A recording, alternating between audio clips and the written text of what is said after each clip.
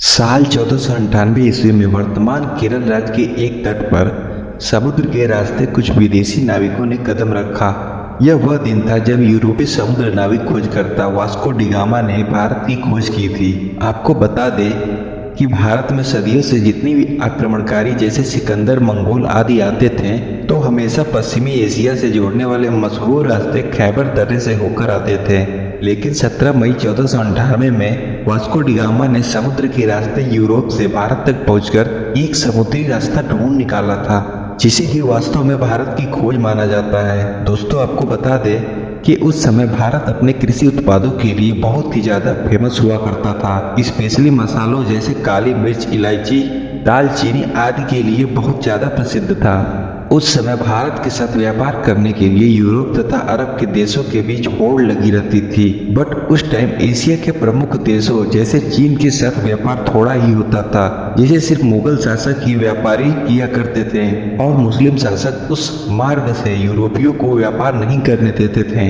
लेकिन जब यूरोपीय लोग भारत में आने के बारे में और यहाँ के बारे में सुनते थे तो वह भारत पहुंचने के लिए और भी उत्सुक हो जाते थे। इसलिए व्यापार की समस्या को खत्म करने के लिए कई यूरोपीय देशों ने यूरोप और भारत के मध्य एक समुद्री मार्ग खोजने का प्रयास शुरू किया। कई सालों के प्रयासों के बाद भी कोई सफलता नहीं हासिल हुई, क्योंकि उस समय यूरोप में समुद्र को लेकर तरह तरह की अफवाहें उठती थीं। जैसे कई लोग का मानना था कि अगर समुद्र में नाव को बहुत दूर ले गए तो समुद्र के अंतिम छोर पर जाकर डूब जाएगा, इसलिए समुद्र में बहुत लंबा सफर नहीं करते थे। फिर 1468 के दशक में पुर्तगाल में वास्को डी गामा ने भारत का समुद्री मार्ग के व्यापार का एक नया दौर शुरू किया और हमेशा के लिए इतिहास के पन्नों में अपना नाम दर्ज करा दिया। दोस्तों, वास्को डी गामा 1468 के दशक के आसपास ही अपने पिता के साथ यात्रा की तथा उसने अपने पिता का अनुसरण करते हुए तरीका और समुद्री यात्रा करना सीखा।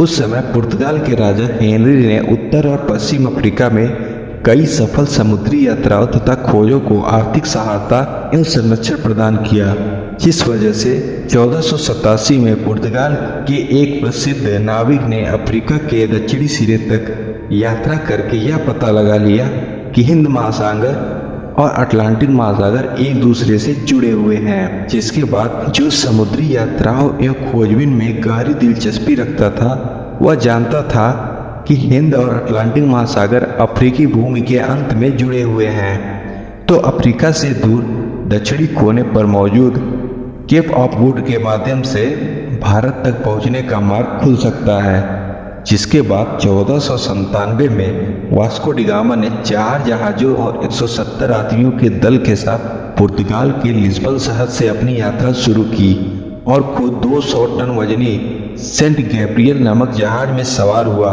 और अपने छोटे भाई को एक अलग जहाज का नेतृत्व सौंप दिया। फिर कुछ दिनों के बाद उसका जहाजी बेड़ा इस समय के मोरक्को देश के निकट से गुजरते हुए एक द्वीप समूह जा पहुंचा और वहां कुछ दिनों तक रुका। आपको बता दें कि लोग यहाँ पर अपने साथ पत्थरों के स्तंभ लेकर आया करते थे, जिससे लोग अपनी माँ को चिन्हित करने के लिए विभिन्न महत्वपूर्ण पड़ाव पर स्थापित कर दिया करते थे, जिससे उन्हें वापसी का रास्ता मालूम हो सके। वास्को डी गामा गिनी की खाड़ी की तेज धाराओं से बचने के लिए दक्षिण अफ्रीका में स्थित सेंट हेलेना में पहुंचा।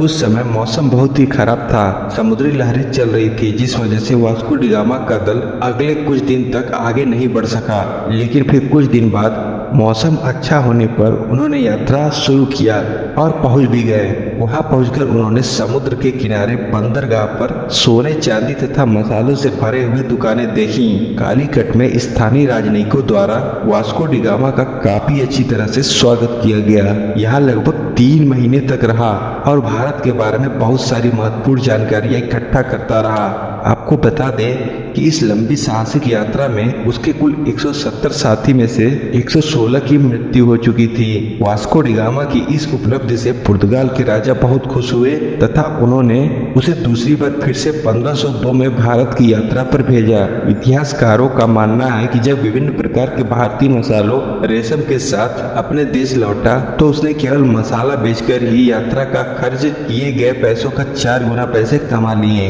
दोस्तों, फिर 1524 में वास्को डी गामा की मृत्यु तब हो गई जब वो अपनी तीसरी यात्रा पर भारत आया हुआ था और कई इतिहासकारों के मुताबिक उसकी मृत्यु का कारण मलेरिया था। धीरे धीरे अन्य देशों ने भी उसके खोज किए रास्ते से अपने अभियान भारत में भेजने शुरू कर दिए, जिस वजह से डेनिश, ब्रिटिश और फ्रांसीसी भी भारत आना शुरू हो गए थे। जिसके बाद आगे के दशक में भारत में जो भी हुआ वो आप अच्छे से जानते हैं कि कैसे भारत यूरोपीय देशों का बन गया। दोस्तों, आज के लिए बस इतना ही। मिलते हैं एक और वीडियो में। जब तक हमारे चैनल को लाइक, शेयर और सब्सक्राइब करें।